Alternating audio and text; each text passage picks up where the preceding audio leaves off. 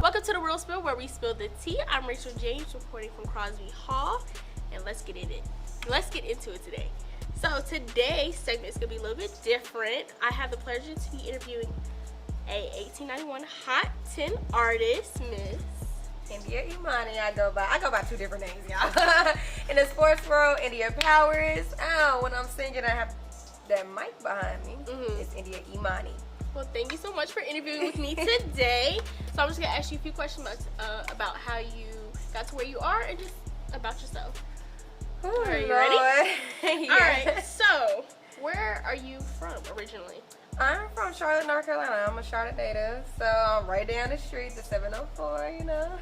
And what made you pick North Carolina Ayantee rather than like UNCC or something? I'm third generation Aggie. The eldest Aggie in our family actually passed away at the age of 97.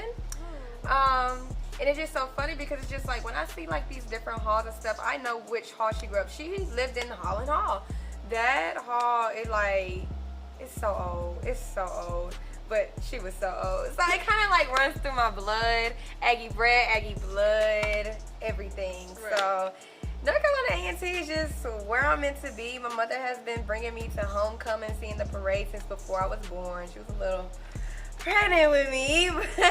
So it's just like instilled in me, and she made sure that even if it wasn't North Carolina A&T, it was another HBCU. Right. So yeah, it just so happened, and I end up here, and I absolutely love it. Oh, I'm so glad. So I know that you're a Crosby kid. Crosby.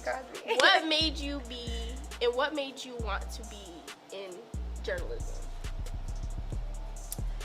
I didn't know until senior year, after we graduated, and COVID shut us down. COVID shut us down, and I've always like drawn myself to learning new things, and the skill I wanted to learn was Photoshop. I would lock my room, lock myself in my room, and like turn off the lights and just have music going. I took classes on Adobe. I taught myself throughout like the time that we had until we got to school. And I didn't declare myself until a couple days before I got on campus. And I'm just like, journalism, I can do something with it. Right. And then I started a podcast actually during COVID times, The Social Butterfly. I started that because I wanted to be in entertainment. At this point, I didn't know if I wanted to be in sports with the love of sports that I have. Right. Because I didn't think it was possible. So I started seeing like all these females coming out the cut. You're a sports reporter? Right. I want to do that. Like, I know football, I know basketball. Like, I want to do that too. So then, as I'm in school, I'm seeing that. I'm just like, okay, boom, I'm going to do sports. Right. So it just all tied in together. So I really have my hands on everything. So I could make digital stuff. I could do stuff behind the camera. I could do stuff in front of the camera. It just happens to be my niche. Right. So that's good. It should be, especially if you want this to be like a career that you want to be in, like for the long term. Then definitely. So speaking about career-wise, what made you get into your singing career? That was the funny part.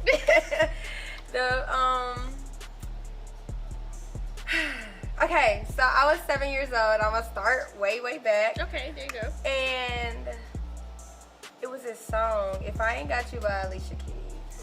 That is like the number one song. That's the first song I sang when I realized I could sing or I could hold a tune. I could do any of that.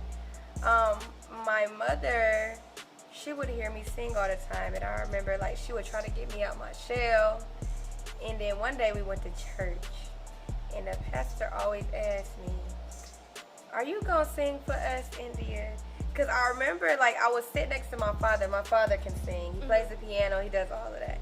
I remember sitting next to my father almost every service, and I'll just be like going with the singers on the gospel choir, and then like hitting our own runs. Like we'll go back and forth. So he was kind of training my voice up as we'll be sitting in church when it was time.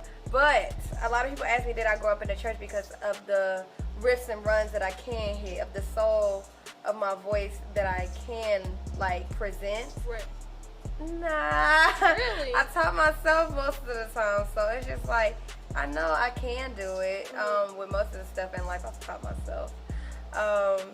So with that being said, I got to A&T and I saw how many students were doing music. I saw how many students were progressing with what they wanted to do, how many students were motivated, how many students were determined. I'm like, I could do this too. Right. I mean, I'm just like, y'all, we got the same skeleton structure, like same brain function, like why can't I do it either? So Right. it's just like, that's how it started. And then Cornell came in and helped me out, put me in shows and stuff like that, and I was just running from there. That is so good. So when it comes to doing the runs, like church runs and singing, did you teach yourself because you saw the choir do it, or did you like just pick it up from your father? How did you pick up and teach yourself how to do that?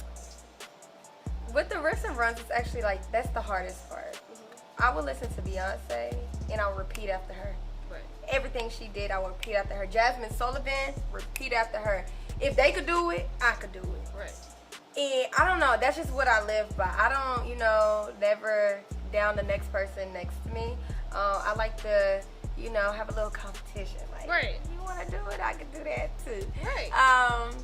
So I taught myself. My dad didn't teach me because I can actually sing better than my dad. Period. I can actually Okay. sing better than my dad, and he knows it. He'll tell you himself.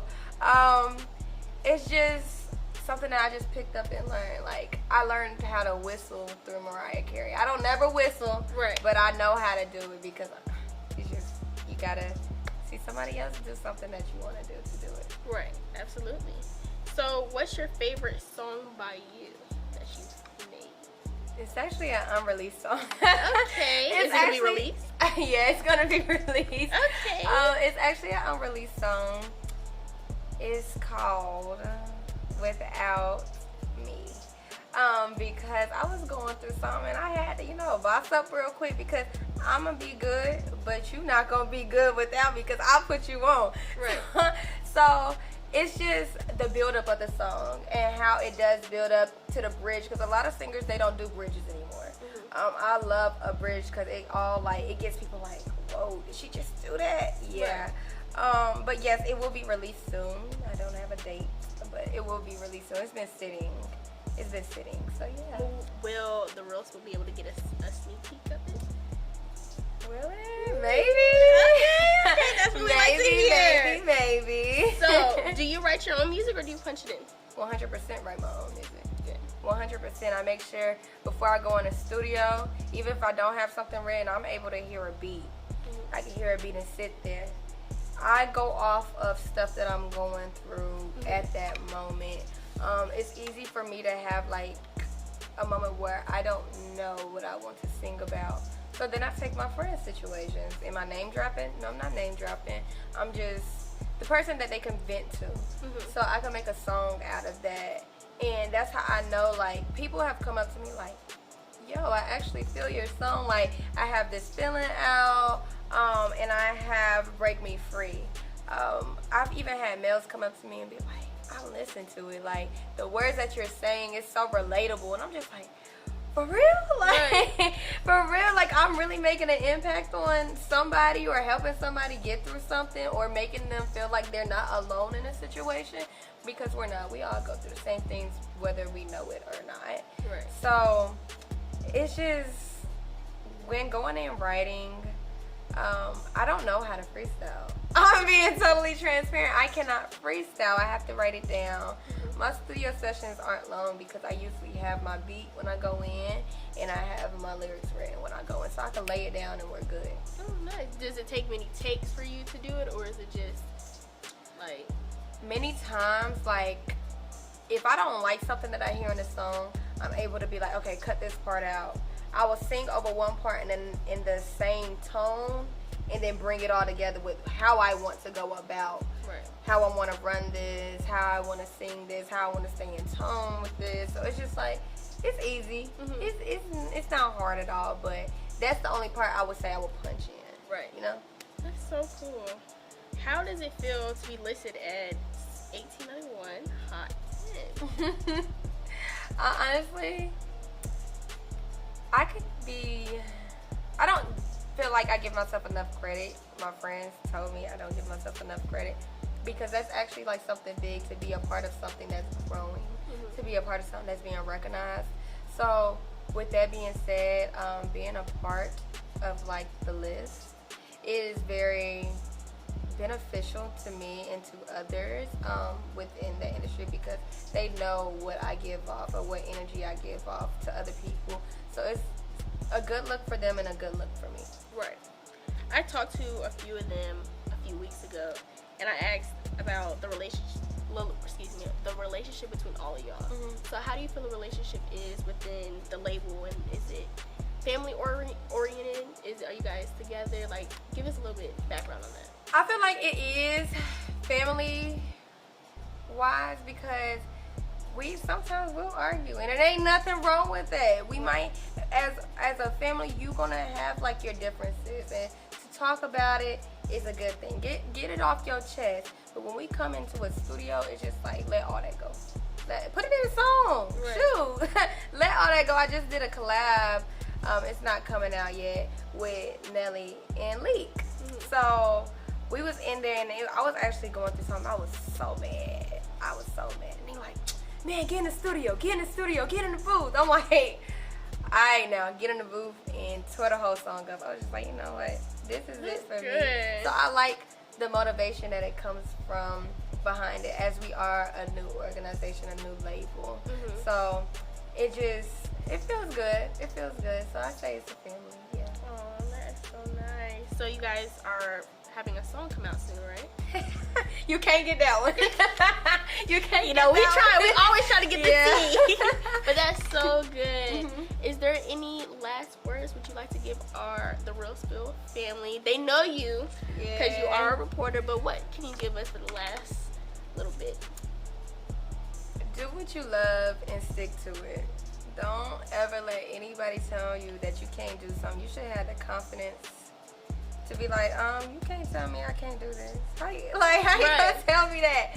That has been my motto. Even like going with my parents, there'll be sometimes some things will be doubtful, but I overcome that doubt by pulling in and be like, you can't tell me I can't do this.